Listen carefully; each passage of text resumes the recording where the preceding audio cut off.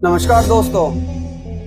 आपने वर्तमान में देखा होगा कि बहुत से ऐसे कथावाचक है, बहुत से ऐसे संत महंत है और अन्य लोग भी होते हैं जिनके पास एक सिद्धि होती है और वो सिद्धि होती है आपके मन की वृत्ति, यानी आपके मन में क्या चल रहा है वो बता देते हैं दोस्तों। इस सिद्धि के कारण आज वर्तमान में बहुत से ऐसे लोग हैं जो बहुत प्रसिद्धि पा रहे हैं। संत रामपाल जी महाराज जी बताते हैं कि अगर वर्तमान में या कोई भी ऐसा मनुष्य जिसके पास आज कोई सिद्धि मौजूद है तो वो उसके पिछले पुण्य कर्मों के आधार पर, पिछली भक्ति कमाई के आधार पर आज उसे प्राप्त हुई है। मगर जब पुण्य कर्म समाप्त हो जाते हैं दोस्तों तो मनुष्य की बहुत दुर्गति हो जाती है।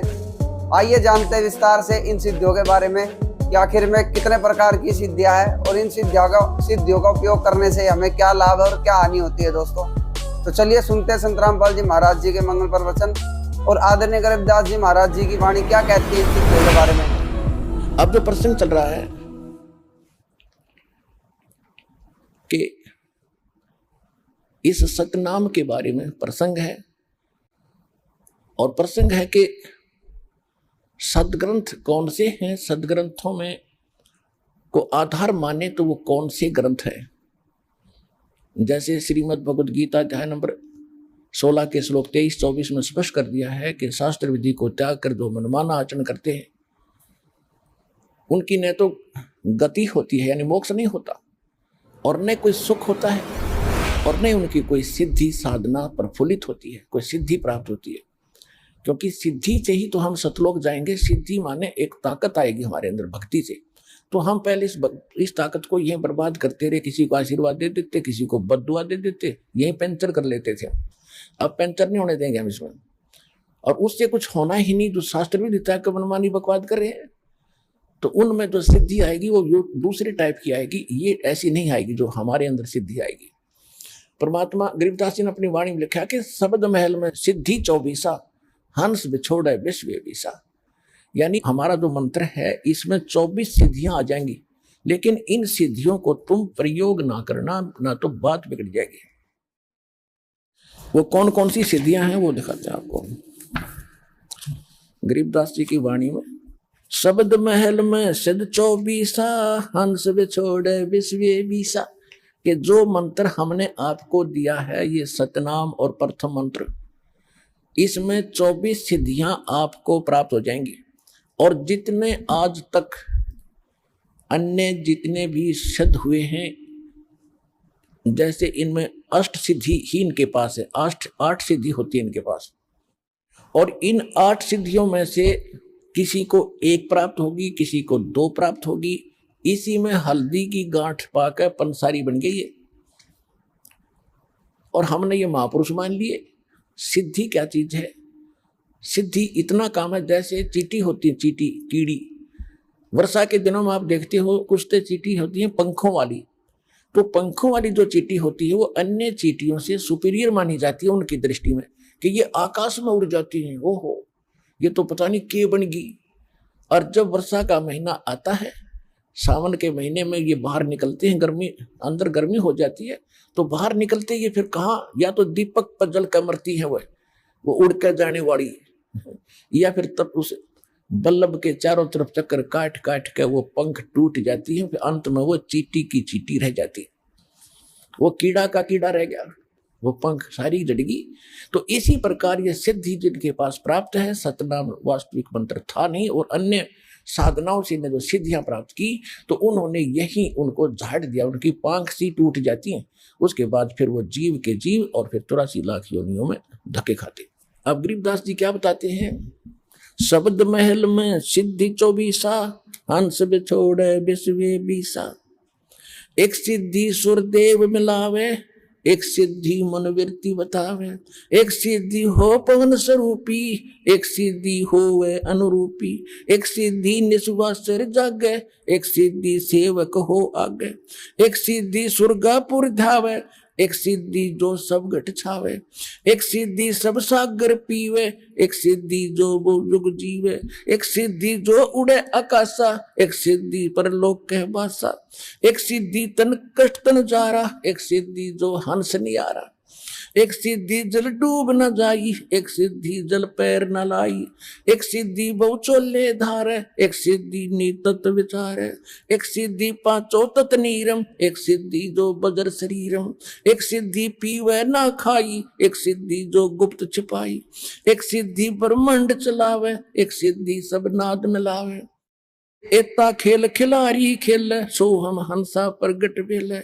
24 को ना दिल चावे, सो हंसा शब्द अतीत कहावे, परासिद्धि पूर्ण पटरानी, सतलोक की कहूं निशानी, सतलोक सुख सागर पाया, सतगुरु भेद कबीर लखाया, परमहंस देखो परवाना, जन कहते दास गरीब दीवाना। अब क्या बताया इसमें कि शब्द महल में सिद्धि 24 और हंस बिछोड़े विश्व बीसा, यह सिद्धि अनजान व्यक्ति का हाथ लागी तो इस जीव को भगवान से दूर करेगी। और जब आप और इस शब्द महल में, इस मंत्र में आप में 24 सिद्धि आ जाएंगी, लेकिन इनका दुरुपयोग शुरू कर दिया तो आपका पंचर हो जाएगा, आपकी पूंजी खत्म हो जाएगी, यहीं रह जाओगे। ना किसी को दुआ दो, ना किसी को बद दुआ दो, ना किसी को आशीर्वाद दो, किसी के सिर पे हाथ ना रखना, आशीर्वाद भरा। वैसे किसी के सिर में कष्ट है, मालिश कर दो खूब, कोई बात नहीं। और एक अपने गुरुदेव और भगवान के अतिरिक्त किसी के चरण नहीं छूना। वैसे कोई बूढ़ा बुजुर्ग बीमार बालक के पैर दुखे, खूब दबाओ, मालिश करो, वो चीज अलग है। उस भाव से नहीं, एक पूज्य भाव से नहीं, सत्कार करो, खूब नमस्कार करो, कति नतमस्तक होकर प्रणाम करो सबको, ये सत्कार है। और चरण छूना ये पूजा माता है। तो पूजा केवल एक भगवान और उसके स्वरूप यानी गुरु के अतिरिक्त हम नहीं करेंगे। तो ये कुछ मर्यादा है जो समाज से हमारी हटकर होती है। तो हमने समाज के अनुसार नहीं चलेंगे, तो वो प्रसन्न हो या ना हो, हमने परमात्मा को प्रसन्न रखना है, हमने राम राज्य करना है, भगवान खुश करना है। और जिन बातों से गुरु दुख पावे, तीन बातों को दूर भगावे, तब हंसा सतलोक जावे। तो इस तरह की कुछ है, ना किसी को बद्दुआ देना, ये भी हमारी हानि होती है, और ना किसी को दुआ देना, किसी को आशीर्वाद भी नहीं देना, तेरे न्यू हो जाएगा, फलाना हो जाएगा, ठीक हो जाएगा, ऐसा खुश रहो, ये नहीं बोलना। नमस्कार करो, प्रणाम करो, नमस्ते बोलो, राम राम कहता कोई राम राम बोल दो। क्योंकि राम क्या है, राम कौन है, उनका राम जो है सो हमारा राम तो वो है कबीर राम। और आजकल एक बीमारी, एक और नई, एक और चल पड़ी काल की व्यवस्था कि गुड मॉर्निंग बोलेंगे, गुड मॉर्निंग, गुड इवनिंग। बता, ये नहीं बोलना हमने, ना गुड इवनिंग कहना, ना गुड मॉर्निंग और ना गुड आफ्टरनून। हम या तो सिंपल कह दो, वो कहता गुड मॉर्निंग, वो कह दो जी मॉर्निंग मॉर्निंग, और या बोल दो गॉड मॉर्निंग, गुड छोड़ के गॉड बोल दो, गॉड मॉर्निंग, गॉड मॉर्निंग। अब उसका मिलता जुलता अक्षर भी हो गया, विराजी हो जाएगा। गॉड मॉर्निंग, गॉड अभ्यास बना लो अपना ये, God morning, God afternoon, God night, यानी गॉड गिवन है ये समय। सुबह भी उसकी दया से हुई है और दोपहर तक भी हम उसकी रजा से पहुंचे हैं, और शाम हुई है तो भी गॉड मॉर्निंग, गॉड इवनिंग, भगवान की दी हुई शाम है। गुड वैसे हो जाएगी यार, हमारे कहने से, तुम्हारे कहने से हो जाएगी, लेकिन उसकी हो जाएगी, आपकी पंचर हो जाएगा। तो इसी गलती ना करियो। जब आप कोई गाड़ी ले रखी कार, और उसमें से किसी दूसरे टायर में हवा भर दोगे, ना भाई मेरा भी काम बिगाड़ेगा, देखो सामने वो हवा वहां से भरवा लो जा करके। तो सतलोक आश्रम पर वाला बता दिए उनको कि वहां हवा वहां से भरवा लो वहां जाकर।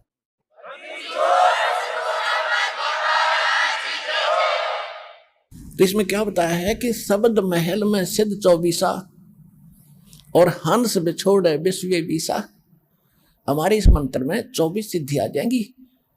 अब जैसे इनमें एक एक दो दो सिद्धि थी, उस समय पता नहीं हमारे लिए आज अलग भगवान बन गए थे ये ऋषि में। ऋषि क्या बताया, एक सिद्धि सुरदेव मिलावे, एक सिद्धि मनवृत्ति बतावे, एक सिद्धि हो पवन स्वरूपी, एक सिद्धि हो वे अनुरूपी, एक सिद्धि निस्वा सिर जागे, एक सिद्धि सेवक हो आगे। अब देखो, एक सिद्धि निस्वा सिर जागे, दिन रात जागे, यह सिद्धि होगी, दिन रात उसको नींद नहीं आती, बैठा रहता है। आदरणीय गीसा दास साहिब जी गांव खेखड़ा जिला बागपत हो गया, पहले मेरठ था। उनके एक शिष्य हुए नेकी राम जी, जो नारी वाले बोले जाते, नारी गांव के थे, वह जाट थे। तो उन्होंने आदमी गीसा दास साहिब जी से दीक्षा ली थी, और गीसा दास साहिब जी के पास वो मंत्र था, लेकिन उनको उन्होंने प्रथम मंत्र दिया था। वो दो प्रथम मंत्र हम आपको देते। तो नेकी राम जी ने क्योंकि ये पिछले स्वभाव होता जीव का, पिछली प्रेरणा थी, कोई तपस्वी था, मनुष्य जीवन प्राप्त हो गया, उसकी वही आदत बनी रही, तो उसने वो नाम नोम छोड़कर और अपनी हठ योग से साधना शुरू कर दी, जिससे उसमें उस प्रथम मंत्र का कुछ ज्यादा जाप करने से उसमें एक सिद्धि आ गई। कौन सी सिद्धि आ गई? दिन रात वो सोए नहीं। एक गांव है यहाँ, गांव जिला सोनीपत, गोहाना से और सोनीपत रोड पर खेड़ी दमकन गांव है। तो वहाँ मेरे मामा जी का गांव है। तो दास वहाँ जाता था, और हमारी जो माता जी और मेरे मामा जी, नाना जी, वो सारे उस नेकी राम के पुजारी हैं। तो उनकी स्थापना का दास को पता हुआ। अब याद आई वो बातें जब शुरू में सुना करते हम, और विशेषकर जब ये भगवान की चर्चा चलन लगी वहां जाकर, तो वो कहने लगे कि हमारे यहाँ बड़े महापुरुष हुए नेकी राम जी। उनकी कथा बताई कि उनका हमने यहाँ बहुत बड़ा डेरा बना रखा है उन्होंने, गांव वाले ने, कि ये महात्मा यहाँ आकर बैठे थे। हमारे गांव से बाहर एक जंगल था छोटा सा बनी में, और कई दिन बैठे रहे। तो लोग गांव से इनका भोजन ले जाने लगे, श्रद्धालु पहुंच जाते हैं। तो एक ने बताया कि हमने इस महापुरुष को सोता नहीं देखे कभी, सारे दिन रात जागता रहता, बैठा रहता है या घूमता रहता है। तो कईयों ने छुप छुप कर देखा, 10 दिन हो गए, 15 दिन हो गए, महीना हो गया, कि भी सोता ही नहीं कभी भी। पहले इससे बात पर वो भगवान बना लिया, उसका आश्रम गाड़ दिया, उसकी पूजा शुरू हो गई, और सारे चौड़ चपट। अब पता चला उनके ज्ञान भी नहीं था, वो तो गीसा दास जी से विरोधी भी हो गए थे। लास्ट में एक कथा सुनाया करते, गीसा पंथी बताया करते थे कि उन्होंने एक अभिमान का वचन बोल दिया था नेकी राम जी। तो कहने का भाव यह है कि एक सिद्धि निस्वासर जागे, इस मंत्रों में आपके ये ऐसी सिद्धि आ जाएंगी। तो उस समय वो संत पा किया। अब जितने भी नेकी राम जी के जो अनुयायी हैं, ये सारे ये डले ढो हठ योग करते हैं। और मंत्र गीसा दास जी की वाणी में एक पूरा शब्द है, 8-7 पंक्तियों का। उनमें से 2 पंक्ति हैं, ओम सो हम जप ले भाई, राम नाम की यही कमाई। और वो पूरा एक शब्द है, जैसे मंगलाचरण की तरह उसको मंत्र बोलते हैं, उसमें ये लिखा हुआ है। और इस पूरी वार्तिशी को गाकर इसी को अपना नाम समझे, ये मंत्र है हमारा। और वो कह रहे ये मंत्र जपना है। और ये गरीबदास जी कहते हैं, राम नाम जप कर थर होई, ओम सोहम मंत्र दोई। ओम सोहम जाप जपिए, योग युगतिया धुनी तपिए। तो ये गरीबदास जी ने भी कहा कि नम छिपा ओम तारी, पीछे सोहम वेद विचारी, सार शब्द पाया जद लोई, आवागमन भवर ना होई। नामदेव जी पहले केवल एक ओम नाम का जाप करते थे। परमात्मा अपने विधानुसार उनसे मिले, अच्छी आत्माओं को मिलते हैं। उनको फिर दूसरे मंत्र का भेद बताया। जब उसने दोनों नाम श्रवण किए तो कहते फिर सार नाम दिया। तीसरी स्थिति में नामदेव जी को जब उनका कल्याण हुआ, नामा छिपा, वो छिपी जाति में थे नामदेव जी और महाराष्ट्र के अंदर रहने वाले थे। नामा छिपा ओम तारी, पीछे सोहम भेद विचारी, और सार शब्द पाया जद लोई, आवागमन बहुड़ ना होई। ऐसे ही धर्मदास जी को परमात्मा ने मंत्र दिए थे, लेकिन उनको प्रतिज्ञा दिला दी थी कि आगे बताना नहीं है। 1997 में दास को मिले परमेश्वर और संकेत कर दिया था कि विश्व खोल दे, मैं आप देख लूंगा। किसी के पास ज्ञान नहीं है, और दास को ऐसा प्रोजेक्टर, ये 2003 से हमने फिर ये प्रोजेक्टर शुरू किया, आपके रूबरू करना शुरू किया, सबके इतिहास सामने रख दिए। किसी के पास ये नाम नहीं, किसी के पास यथार्थ ज्ञान नहीं, तो अपने आप ये सारे फेल हो गए। आज जितने भी संत महंत हैं कोई नहीं चल सकता। और सरेआम मीडिया के अंदर इंटरनेशनल चैनल पर दास कम से कम 10-15 वर्ष से उनको ललकार रहा हूं कि आओ और चर्चा करो, कोई सामने नहीं आता, क्योंकि उनके पास ज्ञान नहीं है, उनको पता चल चुका है। और ये भोले श्रद्धालु उनको भगवान मानने बैठे, नकलियों को संत मान रहे हैं। वो तो जनसाधारण के जैसे भी नहीं, तो पता लग गया भी गलती हो जाए इंसानों से, भूल लगी, भगवान के लिए संत चले हैं, भगवान के लिए श्रद्धालु उनके पीछे लगे, तो उनका कर्तव्य बनता है, जब पता लग गया कि तुम्हारे बारे में कोई गलत, मेरे बारे में कोई गलत बोलता है, मैं अच्छा मैं देखता हूँ भाई कहाँ मेरी त्रुटि तो नहीं है, त्रुटि नहीं है तो वो बोलता रहे, फिर थारे रूबरू करता हूँ, किसी ने ऐसे बोला देखो ये इसका ये प्रमाण, ये गलत बोल रहा है, तो वो ना अपने शिष्यों को कोई जवाब देते। तो इसे सिद्ध है कि वो फेल हो लिए, और ये श्रद्धालु एक दिन आवेंगे, क्योंकि सबको पता है कि अनमोल जन्म ऐसे बर्बाद करने का नहीं है, एक दिन ज्ञान होगा। तो जो प्रसंग चल रहा है उसी पर आते, एक सिद्धि निस्वा सर जागे, एक सिद्धि सेवक हो आगे, एक सिद्धि स्वर्गापुर जावे, एक सिद्धि जो सब घट छावे। एक सिद्धि ऐसी है जो स्वर्ग तक चले जाते हैं, जैसे सुखदेव ऋषि के अंदर एक सिद्धि थी आकाश में उड़ जाने की, स्वर्ग में जाने की। वो स्वर्ग में पहुंच गया तो वहां जाकर उसको पता चला कि भी गुरु बिना तो बात बने नहीं है, तो पिछले संस्कार से बैटरी चार्ज है, तेरे पिछले संस्कार हो जाए। अब यह सिद्धि तुझे पूर्व जन्म से प्राप्त है, ये जिस दिन खत्म होगी उस दिन ये पंख कट जाएंगी, जीव का जीव रह जाएगा। तो तब उसकी अकल ठिकाने आई, तब उन्होंने राजा जनक से दीक्षा ली। एक सिद्धि सेवक हो आगे, एक सिद्धि स्वर्गापुर जावे, एक सिद्धि जो सब घट छावे, एक सिद्धि सब सागर पीवे, एक सिद्धि जो बहु जुग जीवे। एक सिद्धि है जो सब सातों समुद्रों को पी सकता, उस सिद्धि प्राप्त प्राणी। जैसे अगस्त ऋषि ने सातों समुद्रों को एक ही घूंट में पी लिया था। अब क्या हो गया, उसके कारण कितना प्रसिद्ध हो गया, सभी देवताओं ने ऋषियों ने हाथ जोड़े, प्रार्थना की, महाराज यह तो बात बिगड़ जाएगी, यहाँ का वातावरण नष्ट हो जाएगा, सब पाप लग जाएगा। तो प्रार्थना करने से वापस छोड़ दी, फिर समुद्र भर गए, तो क्या हो गया, मुक्त। और परमात्मा ने सारे समेटेगा जब इकट्ठी कर दिया सेकंड में। तो वो उस मालिक के पास पराशक्ति है, पराशक्ति पूर्ण पटरानी, इन सिद्धियों की जननी है वो तो और ताकतवर है, उस मालिक के पास है। और सतलोक की कहूं निशानी, गरीबदास जी कह रहे। तो इसमें काफी वर्णन है, इसमें समय ज्यादा लग जाएगा, अब इतना ही पर्याप्त है जो संकेत समझाना था दास ने आपको। कहते हैं 24 को ना मन चावे, इन झांखे भी नहीं। देखो पुण्यात्माओं, जैसे बहुत से भगत देखे, उनकी प्रार्थनाएं भी आती हैं, और वैसे भी मिलते समय भी कहते हैं जी मैंने गलती कर दी। अपने अभी बता रही थी एक बहन कि मैंने अपनी भाई के नाम ले रखा था, उसने, मैंने उसको कह दिया कि तू ठीक हो जा, तेरी बीमारी मेरा लग जा, वह ठीक होगी मेरा लगी। हम फिर ये पंगा क्यों मोल लो तुम। तो कहने का भाव ये है, ये गलतियां करनी छोड़ दो, दिक्कत हो जाएगी, क्योंकि भक्ति करो तो ढंग से करो।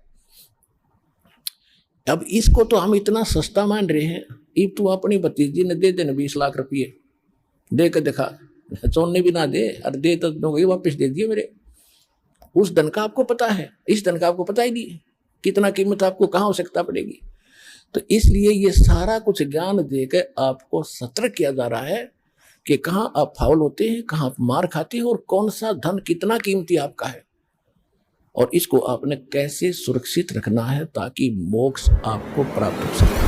दोस्तों अंत तक बने रहना, क्योंकि अंत में हम आपको एक ऐसे शख्स का इंटरव्यू सुनाने वाले हैं जो कि पहले बहुत ही ज्यादा सिद्ध पुरुष हुआ करते थे। अपने वचनों से उन्होंने बहुतों के कार्य सिद्ध किए, बहुत से समाज के लोगों को लाभ पहुंचाए हैं, लेकिन अंत में जब पुण्य कर्म समाप्त हो गए तो उन्हें भी संत रामपाल जी महाराज जी की शरण लेनी पड़ी। दोस्तों संत रामपाल जी महाराज जी का ज्ञान समझकर आज वो शख्स संत रामपाल जी महाराज जी का भगत बन चुका है, संत रामपाल जी महाराज जी की शरण में आ चुका है। तो चलिए अब आपको एक ऐसे सिद्धि युक्त महात्मा का अनुभव सुनाते हैं जो कि स्वयं पहले अपनी तंत्र विद्याओं के जरिए लोगों की समस्याओं को दूर करते थे। ये है बाबा काशीराम जी, हरियाणा के दक्षिण पूर्व दिशा में स्थित फरीदाबाद जिले के रहने वाले बाबा काशीराम, जिनके पास तंत्र विद्याओं का एक जखीरा था कि नेताओं से लेकर आम व्यक्ति तक बाबा काशीराम जी के दरबार में लाइन बनाकर खड़े रहते थे। एक समय था जब बाबा काशीराम ने किसी को खाली हाथ नहीं भेजा। नेताओं को चुनाव में जिताने से बच्चों को परीक्षा में पास कर देने का दावा करने वाले बाबा काशीराम जी के जीवन में उस समय भौचाल आ गया जब बाबा काशीराम की सिद्धियां बेअसर होने लगी, जब खुद बाबा काशीराम भयंकर बीमारियों से घिर गए। देखिए कैसे एक अद्भुत शक्तियों के धनी बाबा को संत रामपाल जी महाराज के सामने नतमस्तक होना पड़ा।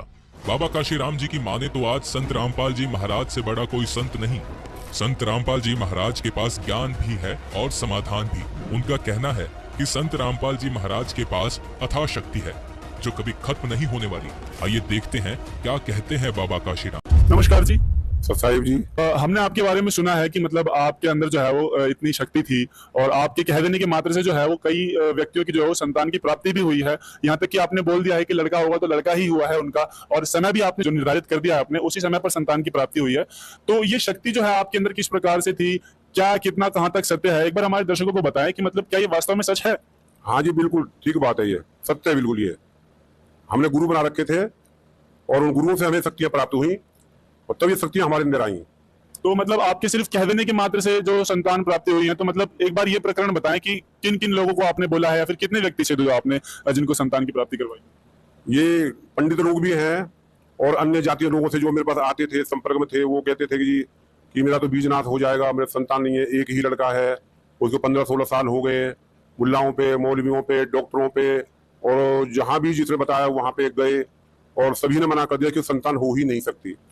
तो जब हमारे से उनका मिलना जुलना हुआ, संपर्क हुआ, तो हमने बताया कि इसको इसी साल में तेरे को प्राप्ति हो जाएगी बच्चे की, और हम ये कह के जा रहे हैं। और अगली बार जब उनसे हमारी मुलाकात हुई तो उन्होंने कहा कि बच्चा हो गया है। तो ऐसा ही होता था, बिल्कुल, ये बिल्कुल सही बात है, बिल्कुल। ये तो काशीराम जी, जो आपके अंदर ये शक्ति थी, तो ये जो शक्ति है इसका मतलब आपने कहीं ना कहीं गुरु भी बनाए होंगे आपने। तो एक बार जरा अपनी गुरु प्रणाली के बारे में, या फिर आपने कहाँ से गुरु की स्थापना करी, कैसे आपका जो भक्ति का जीवन रहा है, उसके बारे में थोड़ा हमको बताएं, हमारे दर्शकों को बताएं। हाँ जी, बिल्कुल।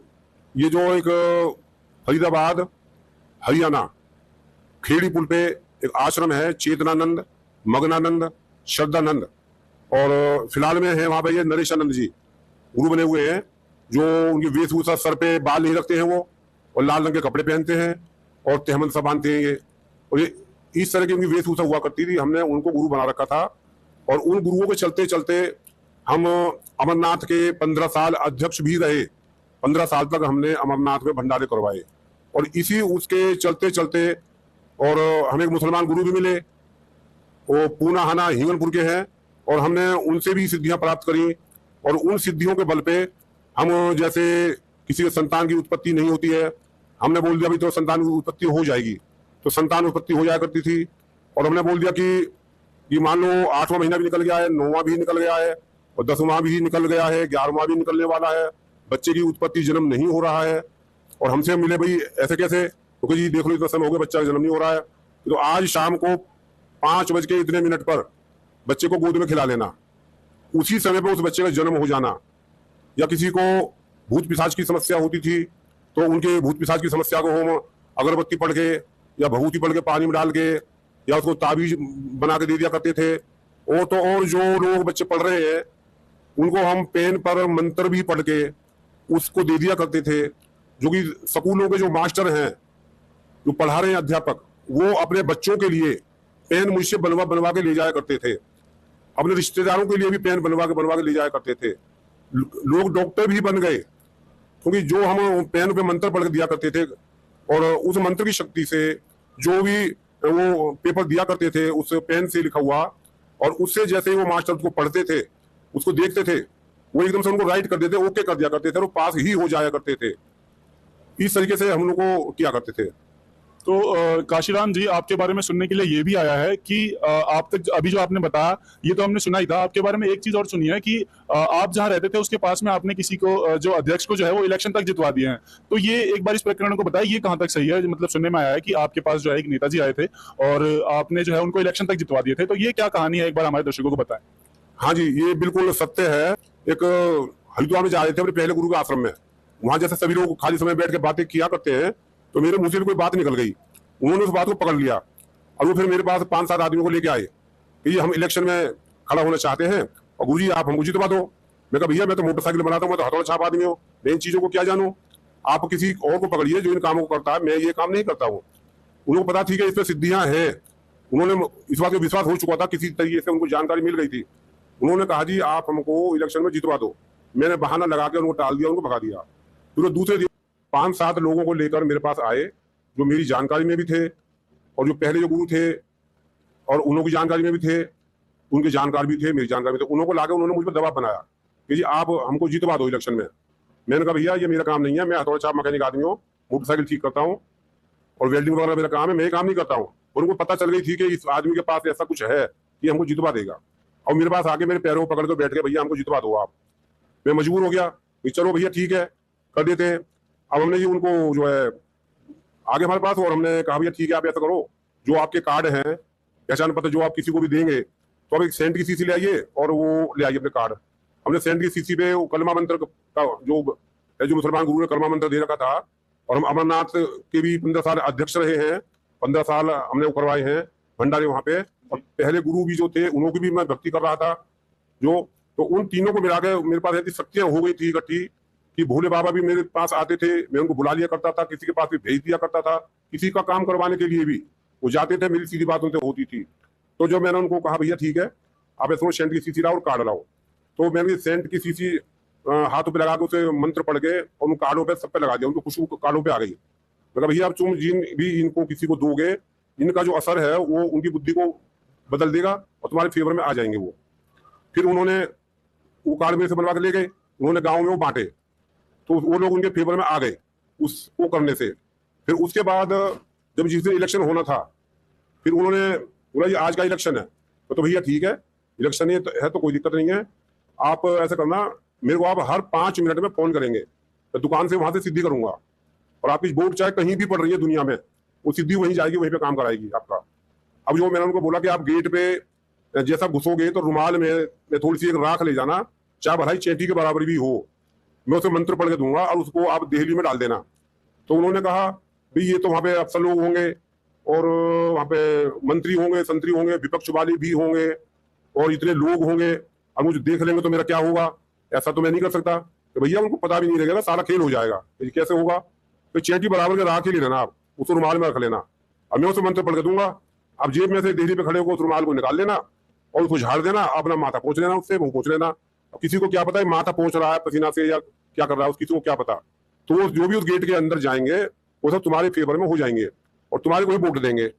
फिर उसके बाद में अब वोट का कार्यक्रम चालू होता है, तो हम तो दुकान से बैठे बैठे वहां से काम कर रहे थे उनका, और ग्राहकों को भी अटेंड कर रहे थे, अपनी जो मोटरसाइकिल का काम था, और यहाँ पे वोट डल रही थी। तो वो जो है जिस कमरे में वोट डल रही थी उन्होंने बताया कि गुरुजी यहाँ पे जो भी वोट डल रही है मशीन अंधी हो गई है, किसी का भी नंबर नहीं दिख रहा है और हमारा ही नंबर दिख रहा है, और जो भी लोग वोट डालने आते हैं वो कहते हैं हम वोट यहाँ, हमारा तो कोई पार्टी नहीं यहाँ पे, हम किसको वोट दें, ये तो कुछ दिख ही नहीं रहा यहाँ जगह।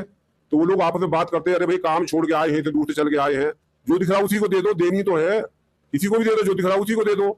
और वो वोट उसी पे जा रही थी सारी वोटें, तो काफी देर तो वोटें जाते रहे, तो उसे दिमाग ने काम किया कि ऐसा ना हो कि इलेक्शन कैंसिल हो जावे। तो उन्होंने फिर मेरे पास फोन करा कि गुरुजी इसको रोको कुछ देर के लिए, नहीं ऐसा ना हो इलेक्शन कैंसिल हो जावे।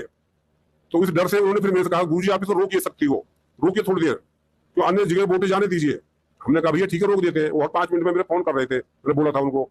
तो जब वो उन्होंने मुझसे कहा मैंने वो सिद्धि को रोक दिया वहां पे बैठे बैठे। हम थे बल्लभगढ़ फरीदाबाद में अम्बेडकर चौक पे, और जो फरीदपुर की बात है फरीदाबाद की, फरीदपुर जो सदपुर आगे बिल्कुल टच में है, वहां के बंदे थे वो। तो हमने वहीं से बैठे बैठे सिद्धि को रोक दिया, तो मशीन में पूरी लाइट आ गई, पूरे अक्षर आ गए, और वो फिर वोटें अन्य लोगों को भी जाने लगी, जो वोट अन्य लोगों को जाने लगी, लगा काफी वोटें अब चली गई हैं। तो काशीराम जी, जिस व्यक्ति का आपने अपनी सिद्धि चलाई थी, जिस व्यक्ति के लिए आपने इतना सब कुछ करा था, तो क्या वो दिन ढलते ढलते वो पूरा वोट जो है वो मतलब वो जो इलेक्शन जीत चुके थे? हाँ जी बिल्कुल, उन्होंने फोन करके बताया कि जी हम इलेक्शन जीत गए हैं, हमारी ही जीत हुई है, सब परास्त हो गए, हार गए सभी, हमारी ही जीत हुई है, उन्होंने बोला मुझे फोन करके। तो मतलब आपके अंदर जो है वो इतनी शक्तियां थी कि आपने एक व्यक्ति तक को जो है वो इलेक्शन जिता दिया। तो मेरा अगला सवाल ये है आपसे काशीराम जी कि आपके अंदर इतनी शक्तियां थी कि आप लोगों के बिगड़े से बिगड़े काम बना देते थे, आप जो है हर एक वो काम कर देते थे जो कि ना होने वाला है अपनी सिद्धियों की पावर की वजह से। तो अब जो है आप जो मैंने सुना है कि अब आपने वो सारे काम छोड़ दिए हैं, तो वो सारे काम छोड़ने की वजह क्या है, एक बार हमारे दर्शकों को बताएं, क्योंकि आपका जो है वो इतना काम धंधा बिल्कुल बेहतरीन तरीके से चल रहा था, आप लोगों की मदद भी कर रहे थे, आपकी कमाई भी अच्छी खासी हो रही थी। तो इन सभी कामों को छोड़ने की वजह क्या है, आपने ये सब क्यों छोड़ दिया है, जो जितने भी आप जादू जंतर मंत्र करते थे या फिर जो भी आपकी सिद्धियां थी, ये सब क्यों छोड़ दिया आपने? इसका कारण ये रहा जी कि जो हम ये काम कर रहे थे ये काम गलत था, ये काम करना ही नहीं चाहिए। कोई दुख पा रहा है तो अपने कर्मों से पा रहा था, हम भगवान से लड़ रहे थे, जैसा मैंने पहले बताया। तो इसी प्रकार से हमारे जो पिछले जन्म के जो पुण्य, जो हमारी भक्ति शक्ति जो भी थी वो हमारी लुट रही थी। जैसे कहते हैं ना भैया तेरा अच्छा वक्त चल रहा है और भैया तेरी चल रही है तेरी, तो इसी प्रकार से ऐसे ही तो हमारी जो पिछले जन्म की भक्ति थी वो चल रही थी, और जब वो हमने अपनी पूंजी दूसरों को आशीर्वाद दे दे के लुटा दी और हमारा झोला खाली हो गया, तो दुखों का दौर शुरू हो गया, क्योंकि हम भगवान के दोषी बन रहे थे। हम भगवान दोषी बन रहे थे। इस तरीके से हम वो सब करते करते हमारी सब जो पुण्य कमाई थी, हमने आशीर्वाद दे के और उनको दुआ दे के, किसी को बच्चे दे के, किसी को कुछ दे के, किसी को कुछ दे के, किसी को पेन पढ़ के पढ़ा के उनको डॉक्टर बन गए। इस तरीके से हमने अपनी पुण्य कमाई जो थी वो सब लुटा दी। और जब हमारा दुखों का दौर शुरू हुआ तो वो भगवान के दोषी बन गए। अब भगवान के दोषी बन गए तो भगवान तो फिर जो उनके जो कष्ट हैं जो वो थे, अब वो हमारे पास आने लगे। जैसे मैंने वो बताया अभी कि जो किसी ने चोरी कर ली और वो उसका माल भी मिल गया, दूसरा को हिमालय बन के छोड़ रहा है, तो उसी को पीटेंगे पहले। अब उन्होंने इसी तरीके से मुझको पीटना चालू कर दिया। अब मेरे शरीर में बीमारियां शुरू हो गई, जिससे मेरे मुंह में खून जाने लगा। यहाँ इस एरिया में मेरा टाइट हो गया बिल्कुल ही अपने आप ही लकड़ी की तरह। मेरे घुटने वो सूज गए, दोनों घुटने बेकार हो गए। डॉक्टर ने बोल दिया भैया इनको ऑपरेशन होगा, दमा की बीमारी लग गई। 2 पंप जो दमा वाले लगाते हैं उनका, एक पंप सुबह, एक रात को, एक दोपहर को, इस तरह 3 पंप, 5 गोलियां सुबह, 5 दोपहर को, 5 रात को, ये गोलियां लेने लगा। और जैसे किसी ने गला दबा दिया हो, इस तरह दमा की बीमारी लग गई मेरे को जी। और बवासीर के मेरे 2 ऑपरेशन हो चुके थे, फिर तीसरे की तैयारी थी। नाभि जो टूंडी में होती है उसका एक ऑपरेशन हो चुका था मेरा। और इस शरीर में अन्य और भी रोग, माइग्रेन की मेरे को बीमारी हो गई। काशीराम जी, जैसा कि आप बता रहे हो, आपको इतनी सारी समस्याएं उत्पन्न होने लगी कुछ समय बाद में, जब आप ये मतलब इतनी सारी लोगों की मदद किया करते थे, आप जो है इतना सब कुछ किया करते थे और इतनी सारी आपको समस्याएं उत्पन्न होने लगी, आपके अंदर इतनी सिद्धि शक्ति भी थी, तो क्या आपने कभी कोशिश नहीं करी कि अपनी ही सिद्धि शक्तियों से अपने आप को ही ठीक करने की कोशिश नहीं करी आपने? कोशिश करी थी शुरू में, जब अपने काम सिलसिला शुरू किया था। क्योंकि मैं अन्य भी इन चीजों से अलग एक बात और बताना चाहूंगा। 25 साल से मैं तांत्रिक विद्या से जूझ रहा था। कोई था जो मेरे को तांत्रिक विद्या से मेरे को परेशान कर रहा था, और 25 सालों से मैं तांत्रिकों के पीछे, मुल्लाओं के पीछे, मौलवियों के पीछे, पंडितों के पीछे, जहां भी जिसने बताया मैं खुद भाग रहा था। और उन चीजों से जब मैं इन चीजों में घुस गया अंदर, जब मुझे मुसलमान गुरु मिल गए और ये गुरु मिल गए, तो इस तरह की सिद्धियां करके मैंने अपना कुछ दिन तो लाभ कर लिया, अन्य लोगों का भी किया। फिर मेरी सिद्धियों ने भी काम करना छोड़ दिया, और जब सिद्धियों ने काम करना छोड़ दिया तो मुझसे अपना खुद का भी इलाज नहीं हो रहा था। अब मुझे इधर से उधर मैं जाऊं, कहीं भी जाऊं, तो उनका भी जो असर मुझे पहले होता था, उनका असर भी होना बंद हो गया मुझे। तो आपने बताया कि आप जो है इतने सालों तक भटकते रहे और आपकी सिद्धियों ने भी काम करना बंद कर दिया, यहाँ तक कि आपकी हालत भी बहुत खराब हो चुकी थी। देख, अब हम आपको देख रहे हैं तो आप बिल्कुल स्वस्थ लग रहे हैं। तो किस प्रकार से आपकी जो है ये जर्नी शुरू हुई कि आप मतलब उस स्टेज से लेके और आपका सफर, मतलब किस प्रकार से आप ठीक होना शुरू हुए? जो आपकी तबीयत इतनी खराब थी तो वो ठीक किस प्रकार से हुई, आप हमारे दर्शकों को एक बार बताएं। मैं ठीक इस प्रकार से हुआ जी कि दुखों का दौर तो इतना है कि मतलब मैं बताऊंगा तो बहुत समय लग जाएगा। क्योंकि जिन नरेशानंद, चेतनानंद आश्रम से जुड़े हुए थे, उन्होंने, हमारे पापा ने भी नाम दीक्षा ले रखी थी, हमारी माँ ने भी नाम दीक्षा ले रखी थी, और हम उनसे नाम दीक्षा लेने से पहले भी वहाँ पे आटे की बोरिया और आश्रम की सामग्री पता नहीं क्या क्या कुछ देते थे। तो हमारे फादर है, उनको कैंसर हुआ, वो कैंसर से तड़प तड़प उनकी मौत हुई। हम सभी लोगों ने विचार किया, ये तो अंडा, मांस, मच्छी, शराब कुछ भी नहीं खाते पीते थे, तो इनकी इस तरह से मौत कैसे हुई? हमारी माँ थी, वो भी उनकी नाम दीक्षा ले रखी थी, और उन्होंने भी दिमाग की नस फटने से मौत हुई। मेरे 4 मंजिल मेरी हवेली थी और मेरी वो भी बिक गई, और फिर मेरी ये दशा हुई। जब मेरी दशा हो गई, मैं कहा ये कैसी भक्ति है, ये कैसे गुरु है ये? क्योंकि वो जो पहले वाले गुरु थे, नरेशानंद जो थे, ये अपना इलाज खुद मेरे से करवाते थे। मैं इनसे क्या उम्मीद रखूं मैं? और कोई अन्य लोग आते थे इनके पास तो कहते पीपल का पत्ता तोड़ ला, उसे मैं धुना गिरा कर दूंगा, कुछ मंत्र पढ़ के दूंगा। ये गंडा गोली खुद भी किया करते थे। और जब इनसे कोई भगत की समाधान नहीं होती थी तो ये खुद मेरे पास भेज दिया करते थे, हमारा एक भगत है, वहां चले जाओ काशी राम के पास और वो तुम्हारा इलाज कर देगा। अब वो अपने भक्तों को वो मेरे पास भेज दिया करते थे इलाज करवाने के लिए, और खुद भी अपना इलाज में से इनकी नस पीछे की ब्लॉक हो गई थी ऑपरेशन के लिए। तो उन्होंने कहा मेरी इतनी उम्र हो गई है, मेरा शरीर डैमेज हो गया है, अब मैं क्या करूं? तो तब इन्होंने बोला मुझसे, भाई मैं इनका इलाज इनका करा इनका, तब इनका वो ऑपरेशन सक्सेसफुल हुआ। तो इस तरीके से मैं दुखों में इतनी समस्याएं मैंने कम बताएंगे और भी ज्यादा हैं, लेकिन इन समस्याओं से घुलते घुलते जब मेरी माइग्रेन की बीमारी होगी, सिर में, मुंह में से खून जाने लगा, मेरे दांत हिलने लगे, आंखों से दिखना बंद हो गया, बवासीर के मेरे 2 ऑपरेशन हो गए, तीसरा मेरा हर्निया का हो गया है जी, और मेरे घुटने दोनों बेकार हो गए, सूजन आने लगी, चलने फिरने से बेकार हो गया। डॉक्टर ने बोल दिया भैया तुम्हारे घुटने घिस गए, तुम्हारे इनका ऑपरेशन होगा। शादी के 14 साल बाद मेरे बच्चे हुए, बच्चे छोटे छोटे। अब मैं क्या करूं, कहाँ जाऊं, क्या क्या करूं मैं? तब मैं जब टूट गया इनसे, जब अब घर में सभी लोग मंदिर बनाकर रखते हैं, जैसा भी मैं भोले बाबा का अध्यक्ष था, हनुमान जी के कंठक मुझे हनुमान चालीसा याद है, मैं वो भी करता था। तब मैं तब परेशान हो गया, तब मैंने हाथ जोड़ के मंदिर में कहा, घर पे दुकान पे जो भी बना कर रखते हैं, मैं कि भैया भगवान हो, मैं तुम्हारी पूजा करता हूँ, दान पुण्य करता हूँ, सब कुछ करता हूँ, तो भैया मेरी मदद करो, मैं दुख में, तकलीफ में हूँ, परेशानी में हूँ जी। तो किसी ने कहा कि भाई आप जो है हनुमान जी के वहां जाओ, मैं हनुमान जी के वहां गया जी, वहां मेरी कोई बात नहीं बनी, काफी लंबे समय तक गया। तो किसी ने बोल दिया शनिदेव के वहां जाओ, और शनिदेव के वहां गया, तेल चढ़ाता था, मेरी वहां भी बात नहीं बनी। किसी ने बोल दिया पीर बाबा पे जाओ, मैं वहां गया जी, मेरी वहां भी बात नहीं बनी। किसी ने बोल दिया कालका मैया के पास जाओ, मैं वहां गया, मेरी वहां भी बात नहीं बनी। किसी ने बोल दिया गुरुद्वारे में जाओ, मैं वहां गया, मेरी वहां भी बात नहीं बनी। मतलब ऐसी कोई शायद ही कोई जगह बची होगी जहां मैं नहीं गया होऊंगा। तो मतलब काशीराम जी, आप अपनी परेशानियों को लेकर हर एक जगह जो पॉसिबल थी वहां पर आप जा चुके थे, वहां पर आप प्रार्थना कर चुके थे, पर फिर भी वो परेशानियां ज्यों की त्यों थी।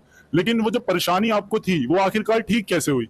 हाँ जी, तो जब ठीक है ऐसी हुई जी कि जब मैंने घर में मंदिर मारा था, मैंने हाथ जोड़ के आत्मा से हृदय से उनको कहा कि भोले बाबा, हनुमान जी, जो भी जैसे थे, जब मेरा परिवार मेरा बिखर गया पूरा, मेरा माँ मरी, मेरे फादर कैंसर से, मेरे घरवाली मरी है जी, और इस तरीके से मेरा मरने का तैयार हो गया, तो मेरा तो मन बहुत ही इतना विचलित हो गया। मैं खुद भी आत्महत्या करने के लिए विचार बना चुका था कि आत्महत्या कर मरूंगा, झंझट से छूटूंगा मैं। तो जब मैंने सोचा भैया एक बार और प्रार्थना कर लूं भगवानों से, मैंने मंदिर के सामने खड़े होकर कहा कि भैया देवताओं मेरी मदद करो, मेरी जो मैंने सभी विराजमान कर रखे थे, जो भी पारंपरिक पूजा जो होती थी, काली माता की और जी हनुमान जी की, शिव जी की, लक्ष्मी की, और मोहन बाबा की भी मैं जाता था, वहां भी उनकी मूर्ति लगा रखी थी। तब मैंने कहा भैया तुम ये बताओ, तुमसे कुछ, तुमने आंखों से तुम्हें दिख नहीं रहा मेरा दुख, मैं तुम्हारे नाम पे इतना धर्म पूर्ण करता हूँ, कानों से तुमको सुनता नहीं, तुम बहरे हो, क्योंकि मैं दुखी था आत्माओं से, मैं तो आत्महत्या करने के लिए जा रहा था। तो मेरी पूरी दुनिया ही खत्म हो गई थी एक तरीके से, ये मान लो। तो मेरे मुंह से वर्ड निकले, शायद आपको बुरे भी लगे, नहीं लगे, बुरे भी लगे, लेकिन ये सच्चाई है जो मैं आत्मा से कह रहा हूँ, ये कोई पूरे कहानी किस्सा फिल्म नहीं बना रहा हूँ।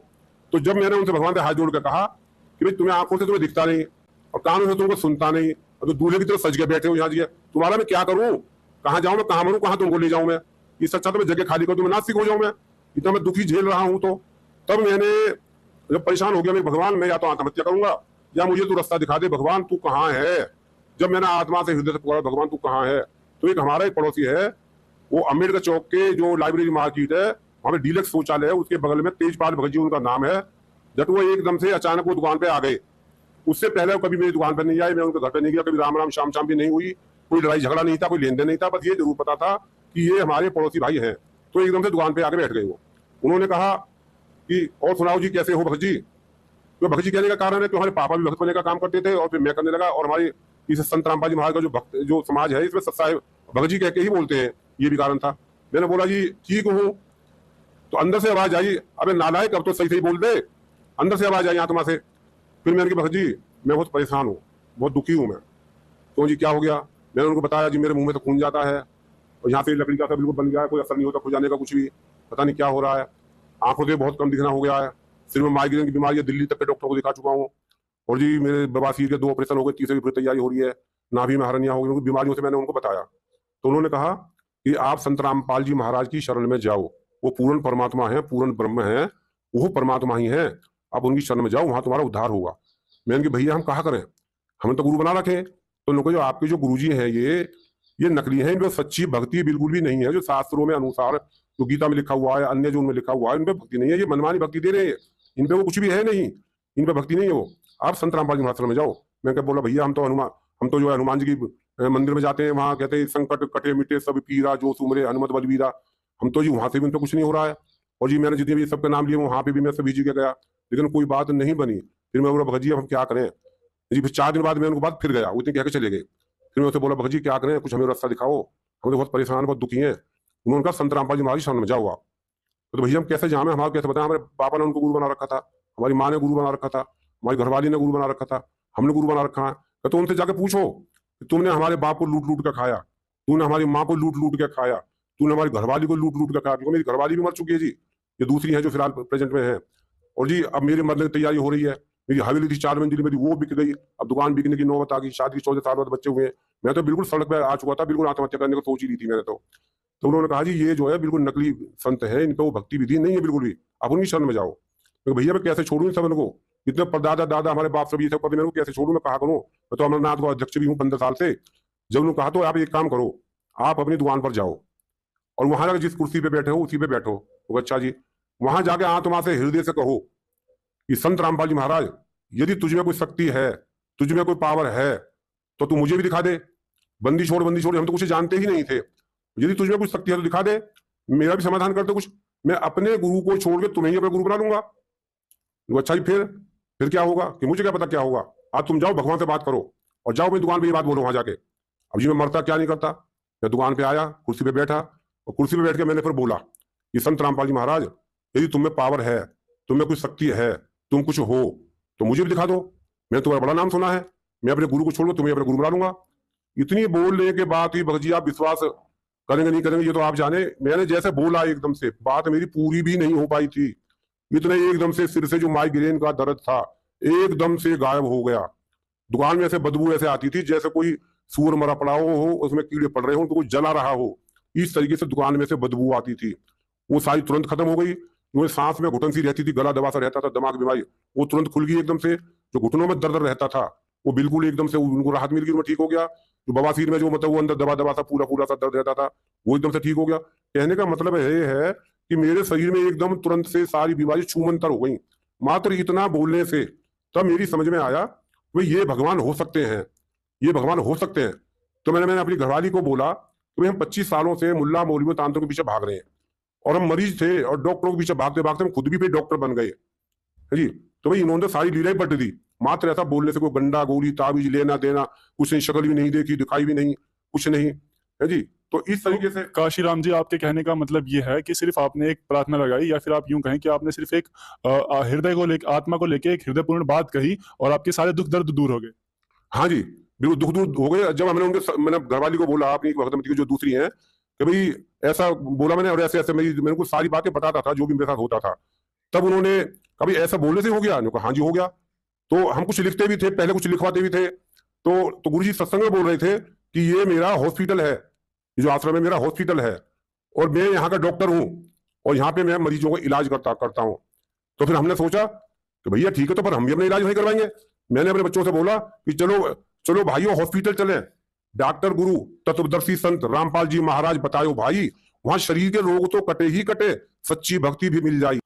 तो काशीराम जी, जिनको आपने सबसे पहले गुरु बनाया था, या फिर जो आपके सबसे पहले गुरु रहे हैं, जिनको गुरु बनाने के बाद आपको ये कुछ सिद्धियां प्राप्त हुई थी, वो ज्ञान क्या बताते थे? आखिर उनका ज्ञान क्या होता था? वो कौन से मंत्र देते थे, या फिर वो क्या भक्ति विधि बताते थे करने के लिए? मंत्र जी वो जो बताते थे वो बताते थे हरिओम तत्सत। जो गुरुजी ने बताया है कि वो मंत्र नहीं है, वो तो एक 3 डब्बे हैं और वो उनका संकेत है भाई भक्ति इन्हों के अंदर है। गीता में लिखा हुआ है कि वो तत्वदर्शी संत की शरण में जा, वो इन्हों को खोल कर बताएगा ये मंत्र क्या है। वो तो बस एक डब्बे दे रहे थे कि जी नमक मिर्च हल्दी, नमक मिर्च हल्दी, वैसे जपते रहो बस उनको। वो तो इस तरीके से थे, वो उनके पास भक्ति थी ही नहीं। तो गुरुजी ने वो संत रामपाल जी महाराज ने वो डब्बे खोल के वो मंत्र निकाल के दिए हैं जिनसे लाभ हो रहे हैं। और जब हम जिनकी पूजाएं करते थे और जब हम उसके नाम काशीराम जी, जब आप काशीराम जी, आपने संत रामपाल जी महाराज जी से दीक्षा प्राप्त कब करी? मतलब कौन से सन में, या फिर आपने संत रामपाल जी महाराज जी से दीक्षा कब प्राप्त करी? हमने जी 18 तारीख 8वां महीना 2019 में दीक्षा प्राप्त करी। और जब हम नाम दीक्षा के जो केंद्र है, जब हम उसके अंदर घुसे और जब हम नाम दीक्षा देकर बाहर निकले, हमें तो आंखें खुल गई। हे भगवान, हमें तो इनकी पूजा बता रखी धर्म गुरु ने, पूजा तो कहीं बता ही ना है। हम तो बताओ ऐसे ऐसे कहा करे कि माँ काली पूजी, माँ पीली पूजी, दुर्गा पूजी, माँ काली पूजी, माँ दुर्गा पूजी, भोले बाबा हनुमंत, और पूजत पूजत बाबरे हुए गए नरक में अंत। लोग कहते हैं मनुष्य जीवन के बाद 84 जीवन में जाते हैं। और गीता में लिखा है जो तांत्रिक विद्याओं को करता है भूत बनता है। हमारा तो बेड़ा गर्क कर ही दिया था नकली संतों ने। हमारा तो गुरु जी ने समंदर में से काल को खींच के हम ऊपर निकाल लिए। हमें सच्ची भक्ति मिल गई है और हम सतलोक जाएंगे, अमर हो जाएंगे यही जन्म में। और भैया तुम भी आओ, ये ज्ञान है, समझो ये सच्चा ज्ञान है। ये सोचो संत रामपाल जी महाराज ये स्वयं परमात्मा बैठे हैं। संत रामपाल जी महाराज के शिष्य बहुत चतुर हैं, मूर्ख ना ही जान, जो इनको मूर्ख समझे वो है अनजान। तो काशीराम जी, जो आपने संत रामपाल जी महाराज जी से दीक्षा ग्रहण करी, तो ऐसा क्या अलग ज्ञान बताते हैं संत रामपाल जी महाराज? क्योंकि सुनने में आया है कि बहुत से धर्मगुरु हैं जो कि कहते हैं संत रामपाल जी महाराज जो हैं वो और अन्य धर्मगुरुओं की निंदा करते हैं। तो ये बात कहां तक सत्य है, एक बार हमारे दर्शकों को बताएं, क्योंकि आप जो है संत रामपाल जी महाराज जी से जुड़ चुके हैं फिलहाल के समय में, तो आपको पूर्णतः ज्ञान होना होगा कि मतलब क्या ज्ञान बताते हैं संत रामपाल जी महाराज, और कहां तक ये बात सही है कि संत रामपाल जी महाराज जो है वो अन्य धर्मगुरुओं की निंदा करते हैं। नहीं, ऐसा नहीं है। वो किसी की निंदा नहीं करते। वो जो भी ज्ञान बता रहे हैं गीता में, चारों वेद में, 18 पुराण में, कुरान में, बाइबल में, वो सब लिखा हुआ दिखा रहे हैं। और अपनी तरफ से वो कुछ भी नहीं बता रहे हैं, क्योंकि जो सच्चाई बोल रहे हैं वो सच्चाई है। और जो नकली गुरु नकली बातों को करके दुनिया को बरगला रहे हैं, उनको लूट रहे हैं, उनको खा रहे हैं, है जी। तो उसमें लिखा है कि मूंग मुंडाए क्या हुआ, मिट गई सिर की खाज, अच्छो खावे को मिले लोग कहे महाराज। काई पे कर्जा होगा तो भगो, कहीं शादी ना हुई तो भगो, कहीं कुछ क्राइम कर दिया तो भगो। अब सोचिए भैया कहा करें तो ऐसा धंधा मिल जाए कुछ, बाल बढ़ा लिए, बाल बढ़ गए जी, जुआ बढ़ गई, खुजली होगी वो कटवा लिए, और ये गंजी डांट होगी, कहते कहते भैया अब तो साधु है वहां से कुछ आ रहे हैं भैया, हमको लगता पत्ता दे देगा, दे दिए, अब जो साधु बन गए, अपना कुत्ता भौंक रहा, डंडा ले लियो हाथ में। वो इस तरह के हैं, इनके टटोल के देखो। हमारे गुरु जी ने ज्ञान गंगा किताब लिख रखी है, वहां में लिखा है ऊर्ध्व मूलम अधः शाखम, उसमें पेड़ के बारे में जिक्र करा है, और उस ज्ञान गंगा को आप पढ़ो, उसमें सारा डाटा लिख रखा है, ऊर्ध्व मूलम अधः शाखम। जिस भी आप संत के पास जाते हो, जिस पर भरोसा करते हो कि बहुत बढ़िया संत है, आप एक कागज पेन लेके जाइए, पहले ज्ञान गंगा पुस्तक पढ़ लेना कि ऊर्ध्व मूलम अधः शाखम, कि ऊर्ध्व जो ऊपर है मूल, वो तो पूर्ण परमात्मा है, तना, डार और डाली और पत्ते ये कौन कौन है। उस ज्ञान गंगा को पूरा पढ़ के अपने धर्म गुरु के पास जाना और कागज और पेन लेंगे सामने हाथ में थमा देना कि गुरुजी आप ये जो गीता में हमने वर्ड बनाई है, मैं बोला संत रामपाल जी महाराज को बिसर जाओगे एकदम, तो वो नमक मिर्च उड़ा दिए हो ऐसा बच्चा जाओ, क्योंकि इनकी रोजी रोटी छिन रही है। इस कारण से अपने दुश्मन समझते हैं, वो ये नहीं समझते हम अपने भी उद्धार करवाएं, इनको उद्धार करवाएंगे, पुण्य मिलेगा हमें ना, क्योंकि इनकी रोजी रोटी जा रही है, प्रभु बन रहे हैं। ये प्रभु बनने का लाभ है तो मतलब अपना मतलब ये समझो कि एक तरह से अजगर है, अजगर, और जो भगत है वो चेंटी बनेंगी, और चेंटी बन के ना इनका अजगर के इनको खाएंगे वो, कि तुमने हमारे साथ ऐसे बुरा क्यों करो। जब तिल मिला के मट्टी खाएंगे, जब तो काजू किसी बादाम छुआरे, तरह तरह के गमछा डाल के, तरह की लटका के अजीब बढ़िया मीठी मीठी बातें सुना रहे, जब सांप बनेंगे, अजगर बनेंगे, चेंटी इनको खाएंगी, तब पता चलेगा कहा हुआ। तो काशीराम जी, जैसा कि आपने अपने बारे में पहले बताया और हमने आपके बारे में भी सुना है, तो आपके पास इतनी सिद्धियां थी, इतनी शक्तियां थी कि आप खुद एक भगवान के समान थे। लोग आपको खुद भगवान मान बैठे हुए थे। लोग आपको जो है वो इतनी जो है वो उपाधि प्राप्त मतलब देते थे कि आप उनके सभी जो है वो बिखरे हुए काम बना देते थे, या फिर सभी बिगड़े हुए काम भी बना देते थे। मतलब आपको लोगों ने जो है वो एक भगवान तक की उपाधि दे दी थी। अब जो है आप एक बिल्कुल सादे नॉर्मल भगत की तरह जो है आपका व्यवहार हो गया है। तो आप उन लोगों को क्या कहना चाहेंगे जो अभी इस समय में जो है वो महात्मा बने हुए बैठे हैं, या फिर लोगों को जो है वो ज्ञान बता रहे हैं और उनका ज्ञान जो है वो शास्त्र अनुकूल नहीं है? आप उन लोगों को क्या ज्ञान, मतलब आप उन लोगों को क्या बोलना चाहेंगे जो आपकी तरह ही और लोगों को फंसाए हुए बैठे हैं, या फिर आपकी तरह और लोगों का ही मार्गदर्शन कर रहे हैं, जिनके पास पूर्ण गुरु नहीं है? आप उन लोगों को क्या कहना चाहेंगे? हम उनको ये कहना चाहेंगे कि मानुष जन्म दुर्लभ है, मिले न बारंबार, तरवर से पत्ता टूट गिरे बहु न लगता डार। ये 84 लाख जन्म भोगने के बाद मनुष्य जीवन मिले है। जहाँ कागज इकट्ठा कर रहे रुपया है, वो तो यहीं धरो रह जाएगा। और इतने लोगों का जो शास्त्र विरुद्ध इनको बता दिया, इनको ज्ञान, इनको नरक में ले जाएंगे ये, और खुद भी नरक में जाएंगे। क्यों? अपने शास्त्र ने खोल कर पढ़ के तो देख लो, गीता में लिखा है ऊर्ध्व मूलम अधः शाखम, और तो लिखा है तत्वदर्शी संत की शरण में जा, उनको दंडवत प्रणाम करियो, उनकी सेवा करियो, कपट चतुराई छोड़ के जाइयो, जब वो तुम्हें वो ज्ञान बतावे उसके अनुसार भक्ति करियो, जब तेरा उद्धार हो गएगा। तो वो ज्ञान आप जो उनसे मैच करके देखो। वो कोई तो कह रहा राधे की पूजा करो, कोई कह रहा कृष्ण की पूजा करो, कोई कह रहा हनुमान की पूजा करो, कोई कह रहा शनिदेव की करो, कोई कह रहा पीर बाबा की करो। तो हिंदू मुस्लिम सिख ईसाई सभी कहते हैं सबका मालिक एक है। काशीराम जी, जो आप ये सब कुछ बता रहे हैं, तो आप एक हमारे दर्शकों को ये भी बताइए कि हम कैसे पता करें कि भाई किसकी भक्ति सही है या फिर हमें किसकी भक्ति करनी चाहिए? इसका कोई प्रूफ या इसका कोई उदाहरण बताएं हमारे दर्शकों को, जिसका वो मतलब खुद मिला के देख सके कि हमें किसकी भक्ति करनी चाहिए वास्तव में, वो हम कैसे पता करें? हाँ बिल्कुल, यही बात है। हम अपने बच्चों को स्कूल में एडमिशन करवाते हैं तो मास्टर कहता है ये किताब ले आओ, ये किताब लाओ, ये किताब लाओ, ये किताब लाओ। जब किताब को पढ़ता है तब वो आगे बढ़ता है, ठीक है। और यदि कोई ये कहे जी अरे नहीं हम 10 रुपए की किताब लाके अपने आप ही पढ़ लेंगे, हमें कहा जाता है 20,000 एडमिशन देने और 1,000-2,000 महीने फीस के देने, तो उनकी बुद्धि गलत है। क्योंकि जो बच्चा स्कूल में पढ़ रहा है, मास्टर के डंडे खा रहा है, समय पे आ रहा है, पढ़ रहा है, लिख रहा है, ऊंची पौध पष्ट को वही प्राप्त करेगा। जो अभी चतुराई लगा के सोच रहा है मैं 10 रुपए किताब लाके मैं आप ही पढ़ लूंगा, या मैं मकड़ी लिख रही है, या मैं बाल्टी लिख रही है, या मैं गंडा लिख रहा हूँ, या मैं ऊ लिख रहा हूँ, मैं तो आप ही पढ़ लूंगा मैं, वो अपने मानुष जीवन को बर्बाद कर रहा है। भैया जो कुछ है किताब में, मेरे कहने का मतलब यू है। मतलब हम जो दर्शक देख रहे हैं इस वीडियो को, वो कैसे पता लगाएंगे कि पूर्ण परमात्मा वास्तव में है कौन? हमें भक्ति किसकी करनी चाहिए, हम ये कैसे पता लगा पाएंगे? क्योंकि हिंदू समाज में जो है वो बहुत सारे देवी देवता हैं, बहुत सारे भगवान हैं, तो हम कैसे पता लगाएंगे कि हमें वास्तव में किसकी भक्ति करनी चाहिए और हमका पूर्ण लाभ कौन देगा? हाँ बिल्कुल ठीक बात है।